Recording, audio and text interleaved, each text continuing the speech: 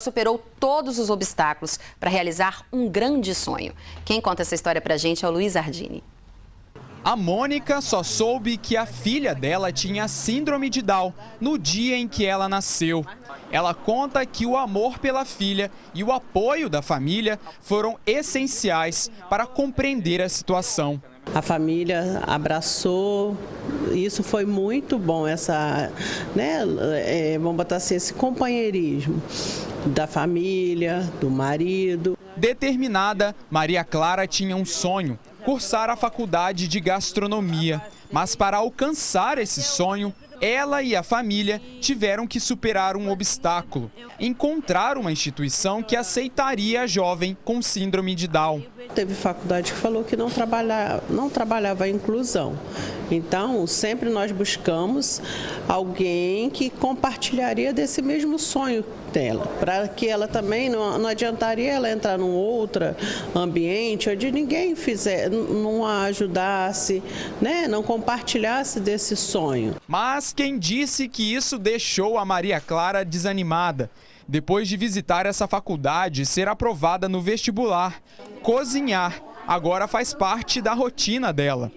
Na sala de aula, a professora é só elogios para o desempenho da aluna. Eu confesso a você que eu aprendi muito com a Maria Clara. Foi a minha primeira aluna com síndrome de Down e foi assim uma experiência muito nobre. É claro que ela tem as limitações, mas ela consegue. Por exemplo, na aula a gente determina o que ela vai fazer e dentro do que foi determinado ela consegue executar com muita tranquilidade. Fazer o curso de gastronomia sempre foi um sonho da Maria Clara. Com muita dedicação e persistência, ela conseguiu chegar ao último período da faculdade. Mas se engana quem pensa que ela vai parar por aqui. A estudante já está cheia de planos para o futuro.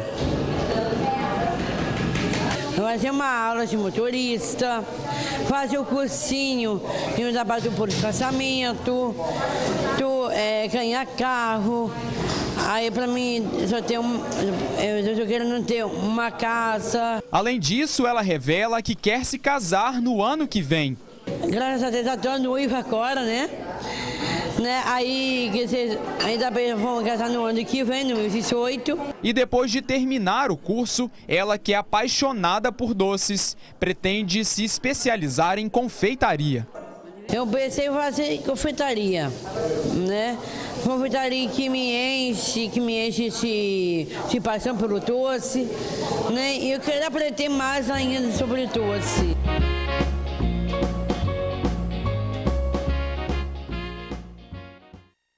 Bom, a Maria Clara já forma em agosto, viu? Parabéns aí para Maria Clara, para a mãe, por não terem desistido. Bom, e sobre o Dia Internacional da Síndrome de Down, eu converso agora com a presidente da Vitória Down, que é a Lisley Sofia Nunes Dias. Lisley, obrigada pela sua presença aqui no Link Espírito Santo. Hora News é o outro jornal que eu apresento, já estou confundindo tudo. Obrigada pela sua presença. Eu é que agradeço pela oportunidade.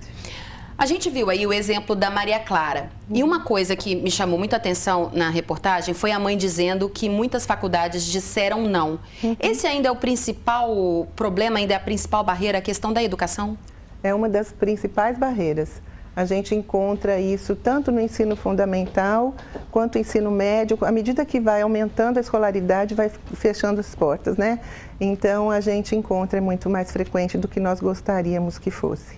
Existe uma lei que fala que as escolas devem ter um professor, Para a criança que tem necessidades especiais, para a criança que é especial, a escola deve oferecer um professor. Como é que é a realidade hoje aqui em Vitória, por exemplo? Bem, nem todas as escolas conseguem cumprir a legislação, Esses professores, eles podem tanto ser para o grupo todo da sala, quanto para a pessoa em uma determinada necessidade. E a lei também diz que ele tem que ter no contraturno, então se ele estuda de manhã, ele tem que ter à tarde, umas aulas de apoio naquelas suas necessidades reais, para que ele consiga equiparar-se com os demais alunos da sala de aula. Mas são leis que ainda estão no papel e pouco cumpridas. Pois é, e existe punição? Você já ouviu falar de alguma escola que tenha sido punida porque não cumpre a lei? Infelizmente não. Muitas famílias têm medo de retaliação com os filhos, então acabam não levando à frente, não denunciando, mas existe a OAB, o Ministério Público que estão aí e a própria Associação Vitória Down pode intermediar, né, uma ação nesse sentido, porque enquanto as famílias não tomarem esse posicionamento, as escolas não vão mudar a postura. Agora, a gente pode falar em avanços, em coisas positivas, no que a vida deles melhorou ao longo dos anos?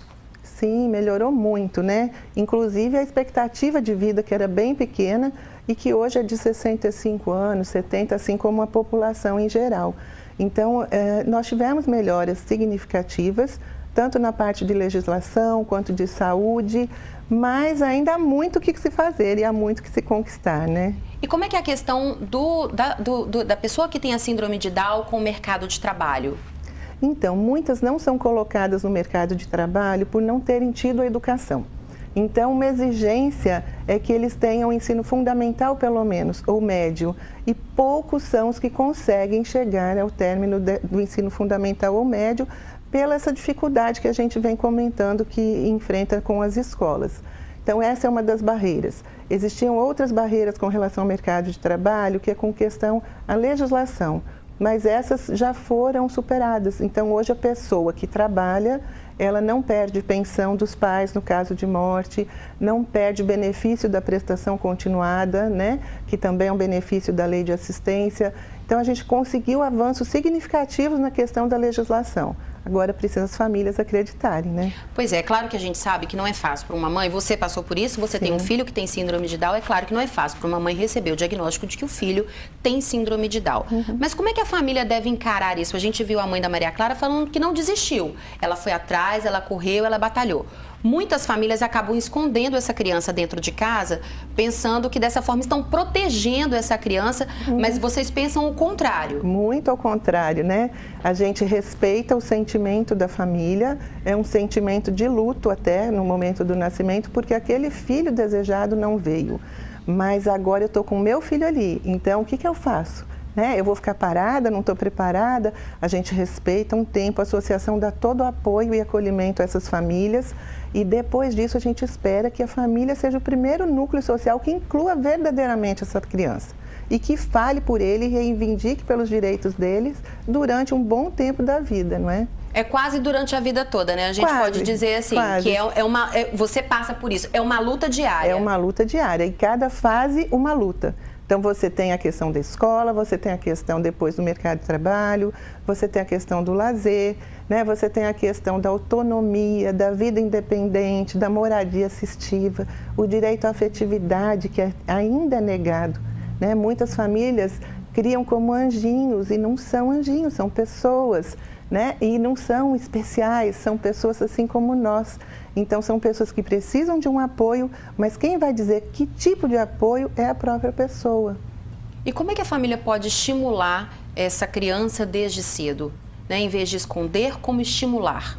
A gente orienta que a família tem que ter muita conversa e a associação se disponibiliza nesse sentido para tirar as dúvidas, para ela acreditar. Porque a gente imagina que para um filho chegar como a Maria Clara chegou, numa universidade, no mercado de trabalho, isso é um projeto que começa desde o nascimento da criança com síndrome de Down. Ela é exceção?